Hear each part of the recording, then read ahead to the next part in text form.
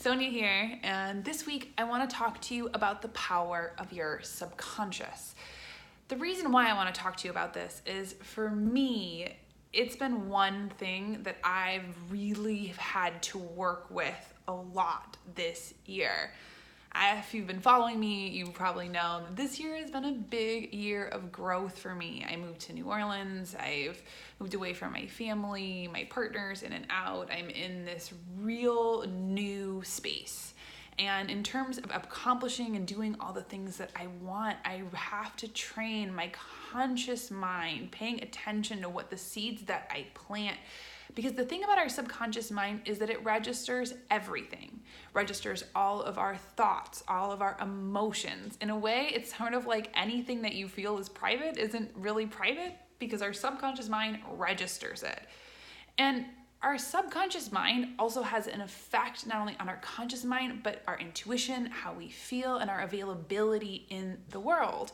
So a really important question to ask yourself is, how do I use my subconscious mind? How much do I pay attention to it? How much do I pay attention to how it ripples out into all of these different areas of my life? And for me, with my own conscious mind, I've really had to be aware of what I'm telling myself in terms of just the universe's timing and building my community, because if I'm not careful and if I'm not aware, my conscious mind can easily go to negativity, which is a place that's also very common. I mean, we have something called the negativity bias. That is an evolutionary mechanism that we have in our brains to sort of see what's not working as a way to fix it. Way back in the day, it was great for saber-toothed tigers and things like that. But nowadays, in our modern times, a lot of times it can be the part of us that gets really super nitpicky at ourselves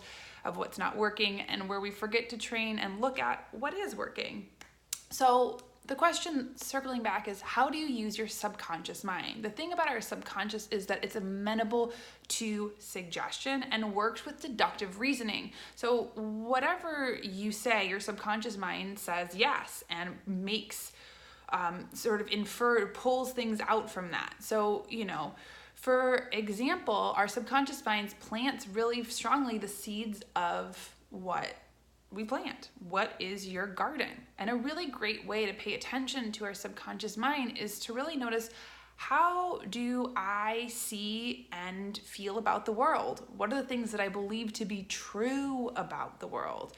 One thing that I see with my clients so often, and how their subconscious mind can be used as sort of weaponized against themselves, is especially in trying new things or challenging themselves, they already believe that they're gonna fail. And that's really our conscious mind making a decision, and then our subconscious mind believing that to be true, and in ways that it can then be replicated. So when we have to pay attention, to what our conscious mind is planting in our subconscious mind. That means that we have to have focus and pay attention. And what I mean by that is that when we pay close attention and we're aware of what are the things that we're planting, what are the things that we're believing to be true, it's where we can also start to make the right deductions. So, instead of deciding what an outcome is before even trying something and having our subconscious mind say yes, we can use our conscious mind to direct it. In a way, our conscious mind is kind of like an arrow. It's an arrow. It has a point. It's a decision of what it is that we want. This is principle 1 in manifestation. What is it that you want? What are you focusing on? What is your line? What is your finish line, in a sense. And if you think about it, the subconscious mind is kind of like a bow. So it takes that point, takes that arrow, and pulls it back to direct it as sort of a way that it propels out, how it replicates, how it divides, how it multiplies, how it picks. And so, like I said, our subconscious mind keeps a record of all of our experiences. It's a way that helps us make inferences, makes us, and that's how we really see the world. And the thing too is that our subconscious mind is something that's feminine. It's a receptive place. It's where we receive information, where we receive guidance, where we receive our intuition. And it's a place that we really have to train. We don't talk about training our subconscious mind, because the interesting thing is our subconscious mind works in images. That's why when we talk about manifestation, that's when we talk about wanting something, it's like so often, it's like, think of what that image is. What does that look like? What does that feel like? What does that smell like? What does that taste like? Bring that into your mind. That's that place of focus, and our subconscious will help to create that, to recreate that, to make it a reality. So if we don't train our subconscious mind, it's sort of like, how our mind wanders around. It's like we have one image that then reminds us of another thing, that reminds us of another thing, which reminds us of another thing. It's sort of like your dog who's running all over the house. And if we can do a good job of training our pet, training our subconscious mind to focus on what it is that we want, using our power of concentration, which is another way, is just a way that we are channeling our life force energy that we do through our own personalities, through our own multifacetedness in the world. If we can really train that mind to be focused, to be directed, we can train our subconscious mind to follow.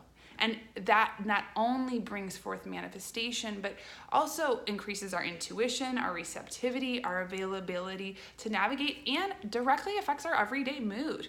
It's interesting because it's oftentimes, if we don't think about how we're subconsciously influenced, it's sort of like, if you walk into a room, or for example, if you're having a bad day and you're just deciding that everybody is in your way and everybody is a problem and everybody's, in their own world, chances are you encounter that over and over and over and over and over again until you come home and you're like, I've had the worst day. It was terrible. And the interesting thing is your subconscious mind made that happen, because your subconscious mind affects your conscious mind, which affects the energy around you, which people pick up on. It's like when you are in a bad mood, or somebody in your office is in a bad mood, and you can just feel it, and how that changes how you interact with them. It can even give you a little bit more of a place that we can be protective of ourselves.